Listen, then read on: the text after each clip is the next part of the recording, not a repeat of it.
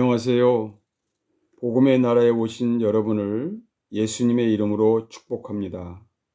하늘에서 아버지의 뜻이 이루어진 것처럼 여러분들이 사랑하는 가정과 일터에서도 복음이 이루어지기를 간절히 기도합니다. 복음의 나라를 사랑하는 여러분들에게 하나님의 은혜가 풍성하기를 소원합니다. 오늘 함께 나눌 주제는 복음은 하나님의 능력으로 증명된다는 말씀입니다. 로마서 1장 16절 말씀을 봉독합니다. 내가 복음을 부끄러워하지 아니하노니 이 복음은 믿는 모든 사람에게 구원을 주시는 하나님의 능력이 됨이라. 먼저는 유대인에게요, 그리고 헬라인에게로다. 그때나 지금이나 놀라운 복음은 이성적으로 설명하기 어렵고 논리적으로 맞지 않는 이야기라고 생각했습니다. 따라서 복음을 부끄러운 진리처럼 여기는 사람들이 많이 있었습니다. 그러나 사도 바울은 선포합니다. 나는 복음을 부끄러워하지 않습니다. 왜냐하면 복음은 인생 가운데 역사하시는 하나님의 능력이기 때문입니다. 어떻게 바울 사도께서 나는 복음을 부끄러워하지 않는다라고 담대하게 말할 수 있었을까요?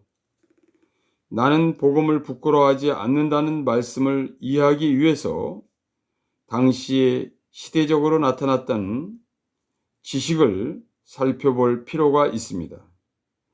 바울 사도께서 로마서를 기록한 주 57년에는 철학이 가장 크게 발전한 시대였습니다.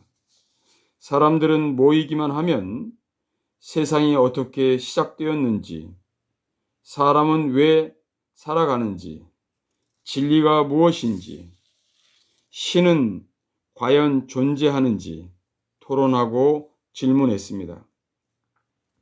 우리가 잘 알고 있는 소크라테스, 플라톤, 아리스토텔레스 같은 철학자들의 사상은 사람들의 사고방식에 깊이 자리를 잡고 있었습니다.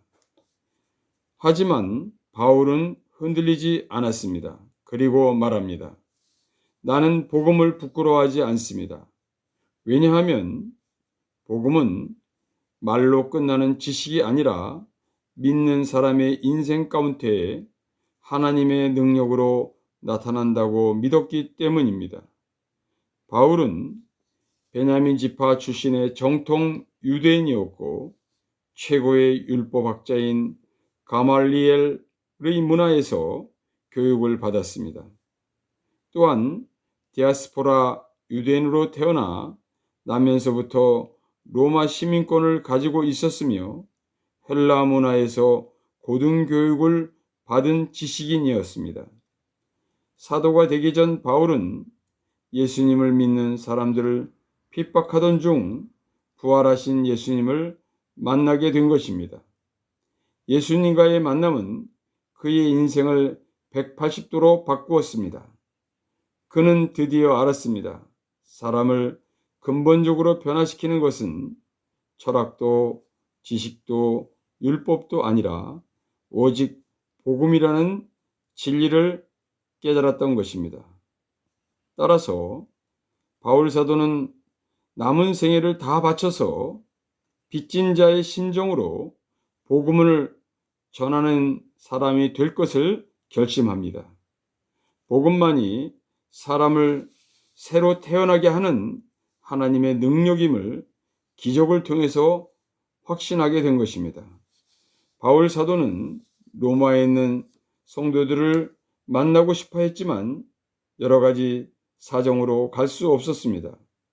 로마로 가지 못하는 바울 사도는 고린도에서 머물면서 로마서를 기록했습니다. 그때 바울에게 기쁜 소식이 들려옵니다. 로마 교회의 믿음이 온 세상에 전파되고 있다는 놀라운 소식을 들은 바울은 크게 감동을 받게 됩니다. 지금은 비행기를 타고 고린도에서 로마까지 2시간이면 갈 수 있습니다. 그러나 당시에는 육로든 해상이든 보름 이상이나 걸렸고 날씨에 따라서 한 달이 넘게 걸리기도 했습니다. 말 그대로 로마는 땅끝이었습니다. 2000년 전에 로마 교회의 믿음이 온 세상에 전파되었다면 오늘날 우리의 믿음도 복음이 나와 우리 가정을 통해서 선한 영향력을 나타낼 수 있습니다. 오늘날 교회에 가장 필요한 것은 명백합니다. 옳고 바르게 전하는 복음뿐입니다. 사람의 말에는 한계가 있지만 복음에는 한계가 없습니다.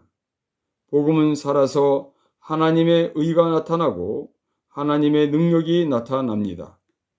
그렇다면 복음이 하나님의 능력으로 나타나기 위해서 가장 필요한 것은 무엇일까요? 어린아이와 같은 순수한 마음입니다. 복음을 있는 그대로 믿고 의지하는 마음뿐입니다. 복음은 이론이 아니라 예수님 자신이며 예수님의 말씀입니다. 2000년 전 성경 한 권도 갖고 있지 않았던 시대에 로마 교회의 믿음이 온 세상으로 퍼져나갔다면 우리의 복음도 세상에 나타나지 않을 이유가 없습니다. 예를 들어보겠습니다. 예수님을 처음 믿는 사람이 은혜를 받을까요? 오랫동안 신앙생활을 한 사람이 은혜를 받을까요? 아니면 유대인이 은혜를 받을까요? 이방인이 은혜를 받을까요? 물론 초신자와 이방인들이 은혜를 받았습니다. 왜 그럴까요? 이들은 하나님 앞에 내세울 곳이 아무것도 없기 때문입니다. 말 그대로 빈 마음입니다. 빈 땅입니다. 하나님은 우리의 공로를 보시고 기도에 응답하시거나 일을 하지 않습니다. 오직 예수님을 믿는 믿음을 보시고 일하십니다. 저는 죽음에 이르는 고통을 당할 때마다 빈 종이를 가지고 하나님 앞에 나갔습니다. 하나님, 빈 마음, 빈 종이입니다. 여기에 하나님의 뜻을 저에게 알려주세요. 저는 아무것도 가진 것이 없습니다. 사랑하는 여러분, 영원 구원과 죄사함에만 있지 않습니다. 복음은 상한 몸과 마음도 치유하시고 관계를 회복시키시며 두려움을 평안으로, 절망을 희망으로, 슬픔을 기쁨으로 바꾸어 주십니다. 따라서 우리는 복음을 부끄러워하지 않습니다. 세상은 복음을 이해하지 못할 수도 있습니다. 복음은 설명해야만 믿어지는 것이 아닙니다. 복음은 믿을 때 하나님의 능력으로 누구에게나 나타납니다. 그래서 복음은 우리의 자랑이며 우리의 기쁨이며 우리의 소망입니다. 2000년 전에도 복음은 하나님의 능력이었습니다. 그렇다고 한다면 오늘날도 복음은 하나님의 능력입니다. 내일도 복음은 변함없이 하나님의 능력으로 나타납니다. 그러므로 어떤 상황에도 복음을 생각하십시오. 예수님만을 바라보십시오. 복음을 의지하는 사람에게는 부끄러움을 당하지 않습니다. 감사합니다. 아멘. 다음 시간에는 복음은 태초부터 사랑이었습니다. 라는 주제로 나누겠습니다. 주님의 은혜와 평강이 여러분 가운데 늘 함께 하기를 축원합니다. 감사합니다. 샬롬.